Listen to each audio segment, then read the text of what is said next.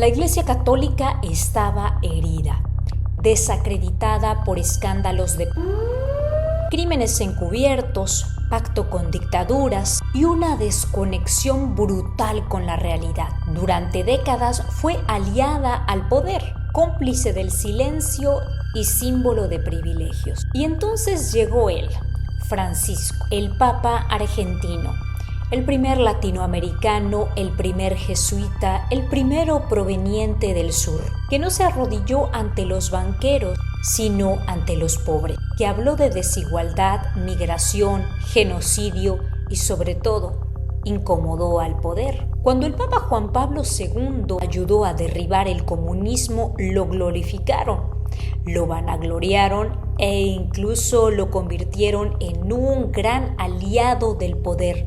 Pero cuando Francisco decidió denunciar las atrocidades del neoliberalismo, cuando Francisco decidió pedir justicia social por los más pobres, poner fin a la guerra en Gaza, lo llamaron comunista. El Vaticano no es solo un centro espiritual, tiene embajadas, banco propio, poder de lobby, influencia electoral y alianza con grandes élites internacionales. Hoy, tras la muerte del Papa Francisco, muchos celebran la partida del que consideran el Papa progresista, el Papa que ya no se interpondrá entre el poder, la religión y el dinero.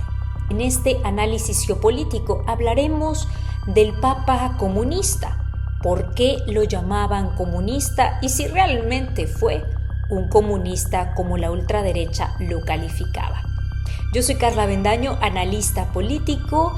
Quédate en este video, dale like, comparte y comenzamos. El Papa Francisco no fue un papa más, fue el primer latinoamericano, el primer argentino, el primer jesuita, el primero proveniente del sur, el primero que no puso el foco en los dogmas, sino en la justicia estructural del mundo.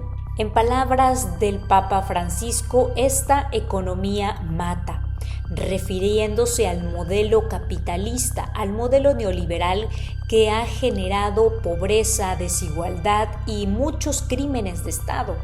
El dinero debe servir, no gobernar. En palabras del Papa, esto significaba que los poderosos, los que verdaderamente tienen dinero, son los que gobiernan a los más débiles, los que pueden llegar a posiciones de poder y desde ahí tomar las decisiones que les beneficien a sus propios intereses, como el caso del gobierno de Donald Trump, quien ha llegado aquí por el apoyo de un gran grupo de empresarios que se van a beneficiar de este gobierno trumpista. También decía que el neoliberalismo reproduce la exclusión social, es decir, gracias a este modelo cada vez hay más personas en condiciones de pobreza. Eso era lo que mencionaba el Papa Francisco. Y no dijo esto solo desde su oficina elegante, como la mayoría de los papas, sino desde las villas, desde los campos de refugiado, desde las cárceles. Su papado fue incómodo porque fue encarnado, porque en vez de hablar desde el poder, prefirió hablar desde abajo. Por eso lo llamaban marxista, comunista, progresista. Pero su voz no solo incomodó a los millonarios, a los ultraconservadores que veían en él un hereje, también incomodó a quienes se sienten dueños de la fe, a la propia Iglesia Católica. El Papa Francisco fue atacado desde todos los frentes. Políticos ultraconservadores como el caso de Javier Milei o el partido Vox en España, medios de derecha, sectores reaccionarios dentro de la propia Iglesia que se convirtieron en enemigos del Papa Francisco. Lo acusaron de populista, de globalista, de marxista. La razón, simplemente por hablar de justicia social, hablar del sistema que fabrica esta injusticia, hablar del sistema que fabrica a los pobres. Por eso era populista. Criticó el modelo neoliberal como fuente de desigualdad y descarte humano Y eso, para quienes han vivido cómodos en el orden establecido, fue una amenaza. Javier Milei, Bolsonaro, figuras mediáticas como Tucker Carlson e incluso obispos poderosos. Pero ¿por qué este rechazo tan visceral? Para entenderlo, hay que mirar al corazón del Vaticano. La Iglesia Católica no es solo una comunidad espiritual, un centro de refugio de paz y un lugar para encaminar a las almas por el buen camino. También es un actor clave en la política económica y global. El Vaticano posee más de 5.000 propiedades en toda Europa. Tiene un banco propio, el IOR, que ha sido investigado por lavado de dinero. En 2023 sus ingresos superaron los 300 millones de euros y mientras millones de fieles viven en la precariedad, hay obispos que viven como reyes. Casas de lujo, choferes, trajes finos, cenas privadas, todo gracias a los favores del poder político y el empresariado. Por ejemplo, en América Latina la Iglesia ha sido decisiva en procesos electorales. Es por ello que su alineación con el poder es fundamental en cada campaña. Candidatos políticos piden el apoyo de sacerdotes para que durante las misas difundan mensajes en favor de uno u otro candidato, pues saben que el pueblo confía más en el sacerdote que en los propios candidatos, y esta al final es una manera de manipular al electorado. Recomiendan el voto cristiano, bendiciendo candidatos de derecha y también de izquierda, pactando con impunidad a cambio de privilegios fiscales. Recuerdo en una ocasión cuando estudiaba la carrera de Ciencias Políticas, en una ocasión un profesor nos dijo: si quieren volverse ricos, quieren ser millonarios, conviértanse en pastores. Hagan su propia iglesia y tengan sus propios agremiados, porque la fe en manos de alguien que puede controlar y manipular a las masas también se compra, también se convierte en capital.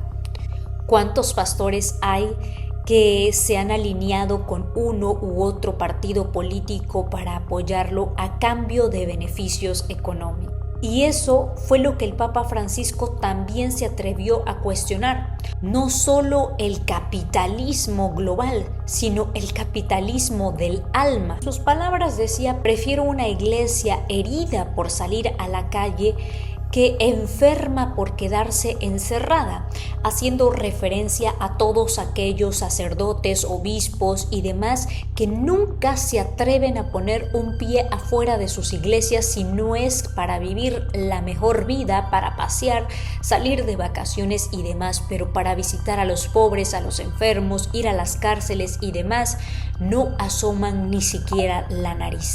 El Papa Francisco hablaba de fraternidad, de dignidad, de migración, de justicia social, cambio climático, pero sus palabras fueron torcidas por quienes veían en él una amenaza ideológica. ¿Qué tan profundo está el cinismo que un papa que habla de los pobres es acusado de comunista? Y precisamente por eso fue intolerable para quienes quieren que el mundo siga igual.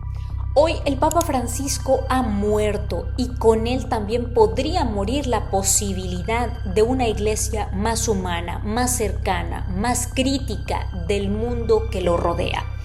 Pero también es justo decir que el Papa Francisco no lo cambió todo. Su pontificado, aunque fue valiente y se atrevió a cuestionar las narrativas, las estructuras de poder político y económico, no fueron suficientes para desmontar la estructura más violenta del poder eclesiástico. Denunció los abusos sexuales, sí, pero no rompió con el silencio institucional. Incluso protegió a figuras cuestionadas, permitió que muchos casos quedaran impunes, no entregó a la justicia civil a los grandes depredadores con sotana. En palabras podríamos decir que fue claro, incluso fuerte, pero en el accionar fue bastante tibio. El Vaticano sigue siendo un lugar donde el crimen encuentra el refugio si lleva una cruz al cuello. Aún así, intentó reformar el aparato de poder vaticano, redujo el gasto del Vaticano y fusionó instituciones económicas para combatir la corrupción interna. Despidió a cardenales implicados en escándalos y permitió cierta fiscalización externa. Pero todo esto tenía un límite. El sistema eclesiástico se resistía. Y Francisco ya no tenía tiempo. Y ahora que ya no está, muchos disfrutan su partida. Muchos se alegran porque están listos para restaurar el orden preestablecido. El Papa Francisco no fue perfecto, no fue un revolucionario radical, pero sí fue el único que desde el trono de San Pedro dijo cosas que nadie se atrevía a decir. Lo trataron de comunista porque se atrevió a tejer puentes, a buscar relaciones con China, Cuba, Venezuela e incluso la Iglesia Ortodoxa rusa. Por eso lo consideraban como comunista, porque estos países son enemigos del poder, enemigos del imperialismo, enemigos del capital. ¿Pero qué no se supone que la Iglesia lo que busca es la hermandad? ¿Qué no se supone que la Iglesia lo que busca es la unidad? ¿Que privilegie la paz entre los ciudadanos del mundo? Y cuando un papa, el máximo líder de la religión católica, el líder de la fe y de la espiritualidad, se atreve a tejer puentes con sus hermanos que son ajenos a la ideología liberal, entonces se le tacha como comunista. Esa es la hipocresía del Vaticano. Llamarlo comunista fue una forma de silenciarlo, una forma de catalogarlo como un anticristo, de catalogarlo como un diabólico en la tierra por estar simplemente en contra de la visión colonialista, de la visión depredadora, de la visión que ha empobrecido a millones de personas, de esa visión deshumana, sin valores, sin moral. Su cuerpo ya descansa en paz, pero lo que ha dejado al mundo, lo más valioso, lo más honesto, lo más real, es sin duda su mensaje: cuestionar las estructuras de poder, al menos decir de frente lo que piensa y no callarse ni humillarse ante los poderosos. Déjame tu comentario. ¿Crees que el Papa Francisco fue un comunista o simplemente un ideólogo, un luchador social, alguien que verdaderamente creía en que se podía tener un mundo mejor y sobre todo ayudar a los más vulnerables?